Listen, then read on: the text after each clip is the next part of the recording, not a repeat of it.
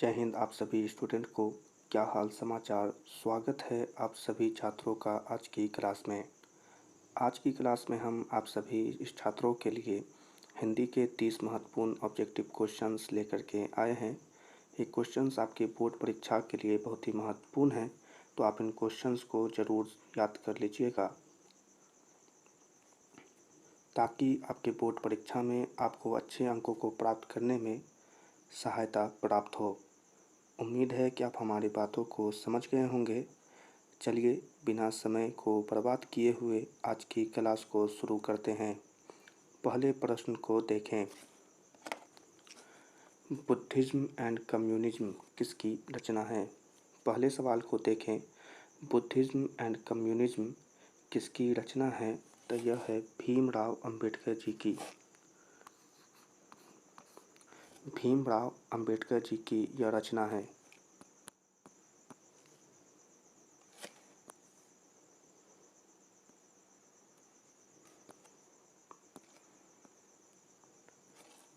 दूसरे सवाल को देखें। हु आर सूरताज किसकी रचना है? हु आर सूरताज किसकी रचना है? और इसका आंसर है भीमराव अंबेडकर जी की। उत्तर है ए भीमराव अंबेडकर। चलिए अगले सवाल को देखें। मानव मुक्ति के पुरोधा किसे कहा गया है? तीसरा नंबर सवाल, मानव मुक्ति के पुरोधा किसे कहा गया है? और इसका आंसर है भीमराव अंबेडकर जी को। ठीक है, सी हो जाएगा, भीमराव अंबेडकर जी को कहा गया है। चलिए अगले सवाल को देखें। चौथा नंबर सवाल, भारत में जाति प्रथा का मुख्य कारण क्या है? भारत में जाति प्रथा का मुख्य कारण क्या है? और इसका उत्तर है बेरोजगारी। उत्तर है ए कि इसका मुख्य कारण बेरोजगारी है। याद रखिएगा, ठीक है। इससे आपको डायरेक्ट क्वेश्चंस आपके बोर्ड परीक्षा में मिलेंगे। चलिए अगले सवाल को देखें। जाति प्रथा स्वाभाविक विभाजन नहीं है क्योंकि जाति प्रथा स्वाभाविक विभाजन नहीं है क्यों? तो इसका उत्तर है रुचि पर आधारित नहीं होने के कारण। टी, रुचि पर आधारित नहीं होने के कारण ही यह एक स्वाभाविक विभाजन नहीं है। चलिए अगले सवाल को देखें। श्रम विभाजन और जाति प्रथा के लेखक कौन हैं? यह बहुत ही आसान क्वेश्चन है, आप सभी छात्र इसके उत्तर दे सकते हैं।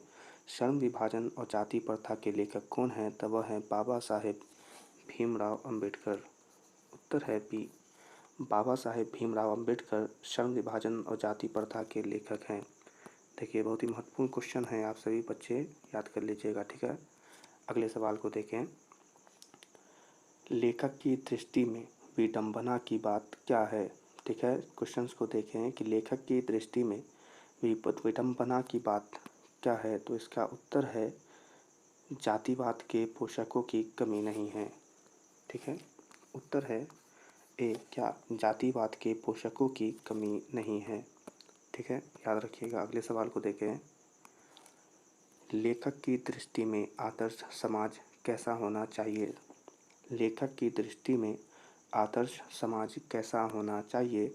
और इसका उत्तर है जिसमें स्वतंत्रता, समता और भ्रातृत्व का भाव हो। देखिए महत्वपूर्ण बात, कितनी अच्छी बात लिखी हुई है, जिसमें स्वतंत्रता, समता और भ्रातृत्व का भाव हो, आदर्श समाज कहलाएगा। ठीक है, अगले सवाल को देखें। लेखक बेरोजगारी का प्रमुख और प्रत्यक्ष कारण किसे मानते हैं? सवाल कह रहा है कि लेखक साहब बेरोजगारी का प्रमुख और प्रत्यक्ष यानी प्रथम कारण किसे मानते हैं? और इसका उत्तर है जाति प्रथा को। सी, जाति प्रथा को ही प्रमुख और प्रत्यक्ष यानी प्रथम कारण मानते हैं। चलिए अगले सवाल को देखें। अंबेडकर साहब की दृष्टि में भाईचारे का वास्तविक रूप कैसा है? ठीक है, अंबेडकर साहब की दृष्टि में भाईचारे का वास्तविक रूप कैसा होता है? और इसका उत्तर है दूध और पानी के मिश्रण की तरह। उत्तर हो जाएगा बी, दूध और पानी के मिश्रण की तरह। ठीक है, चलिए अगले सवाल को देखें। भारतीय संविधान के निर्माण में महत्वपूर्ण भूमिका किसकी है? बहुत ही महत्वपूर्ण क्वेश्चन। भारतीय संविधान के निर्माण में महत्वपूर्ण भूमिका किसकी है? तो वह है भीमराव अंबेडकर साहब की।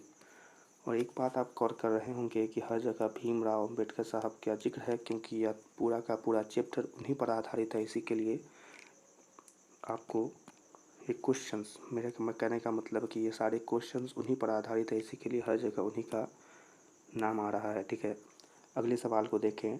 सभ्य समाज की आवश्यकता क्या है? बहुत ही महत्वपूर्ण क्वेश्चन। सभ्य समाज की आवश्यकता क्या है? तो उसकी आवश्यकता है श्रम विभाजन। बी, श्रम विभाजन ही सभ्य समाज की आवश्यकता है। ठीक है, अगले सवाल को देखें। निम्नलिखित रचनाओं में से कौन सी रचना डॉक्टर भीमराव अंबेडकर साहब की है? ठीक है, महत्वपूर्ण क्वेश्चन है। निम्नलिखित रचनाओं में से कौन सी रचना डॉक्टर भीमराव अंबेडकर जी की है? और इसका उत्तर है इनमें से सभी। डी, यानी कि the caste in India, the untouchables you are the दूसरा, और हु आर सुरताज तीसरा, यानी कि ये सारों के सारों। ठीक है, इनमें से सभी, याद रखिएगा। चलिए अगले सवाल को देखें। आधुनिक सभ्य समाज श्रम विभाजन को आवश्यक क्यों मानता है? महत्वपूर्ण क्वेश्चन। आधुनिक सभ्य समाज श्रम विभाजन को आवश्यक क्यों मानता है? और इसका उत्तर है कार्यकुशलता के लिए। ए, कार्यकुशलता के लिए ही आधुनिक सभ्य समाज श्रम विभाजन को आवश्यक मानता है। उत्तर है ए। अगले सवाल को देखें।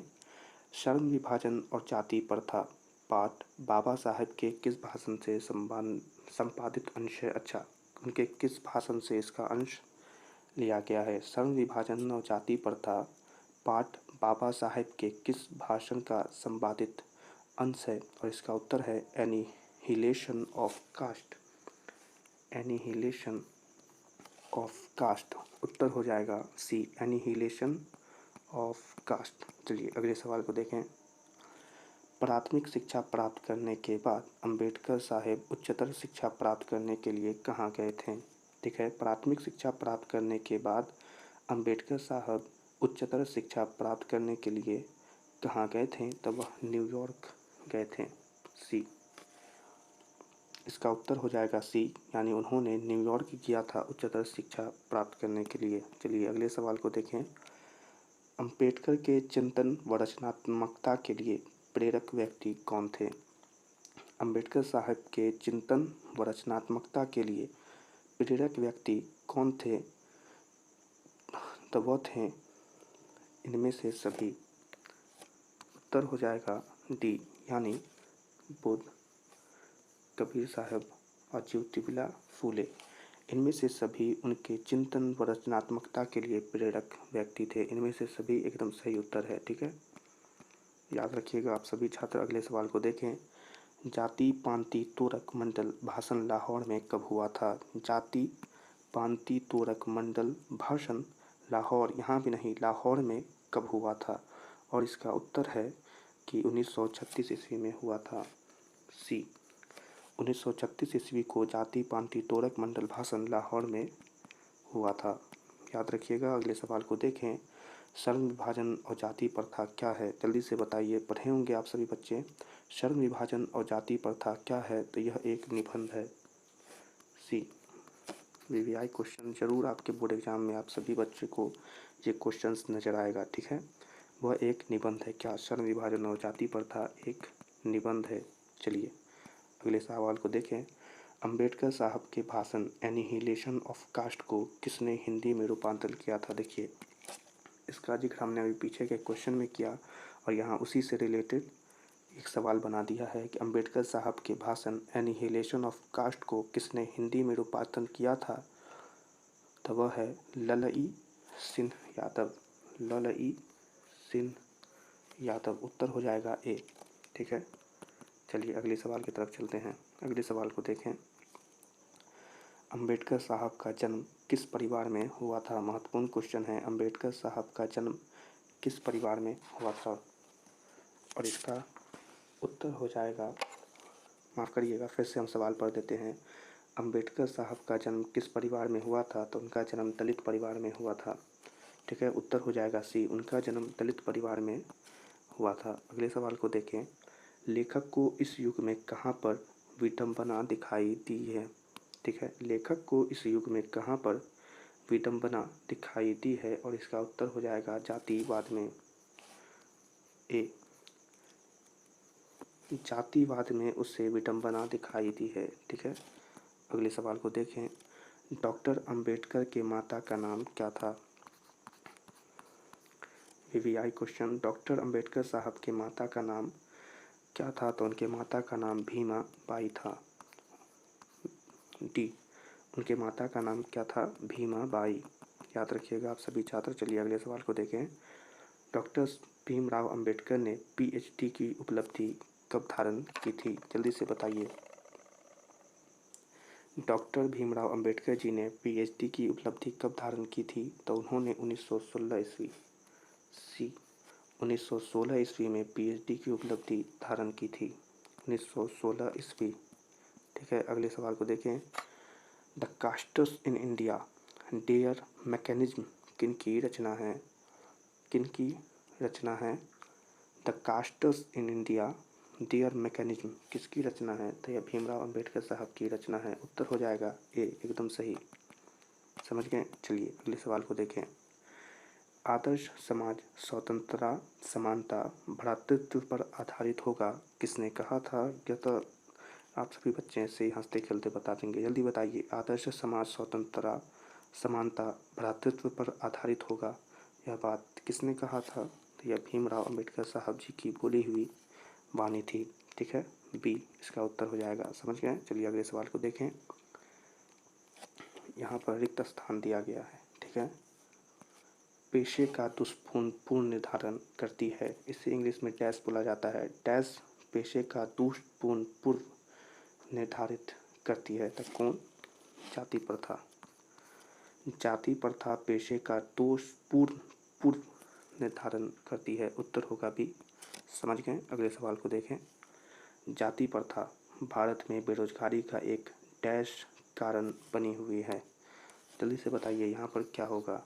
जाति प्रथा भारत में बेरोजगारी का एक डैश कारण बनी हुई है। क्या कारण बनी हुई है? तो इसका उत्तर हो जाएगा सी, यानी वह एक प्रत्यक्ष और प्रमुख, यह दोनों कारण बनी हुई है भारत में बेरोजगारी की।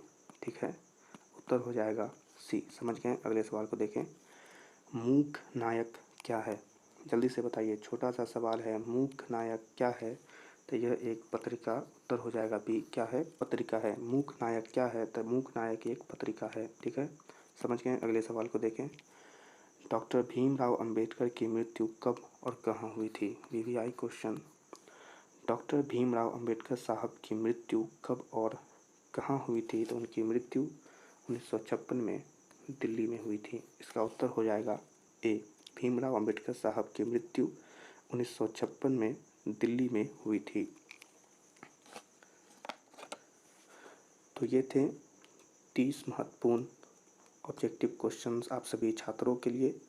उम्मीद है कि आप सभी छात्रों को ये क्वेश्चंस क्लास में ही याद हो गए होंगे। अगर नहीं हुए हैं तो आप इन क्वेश्चंस को ज़रूर से याद कर लीजिएगा। आपकी बोर्ड परीक्षा 2024 के लिए बहुत ही महत्वपूर्ण क्वेश्चंस हैं। जो भी बच्चे इस वीडियो को देख रहे हैं उनसे ये बात हम कहना चाह रहे हैं।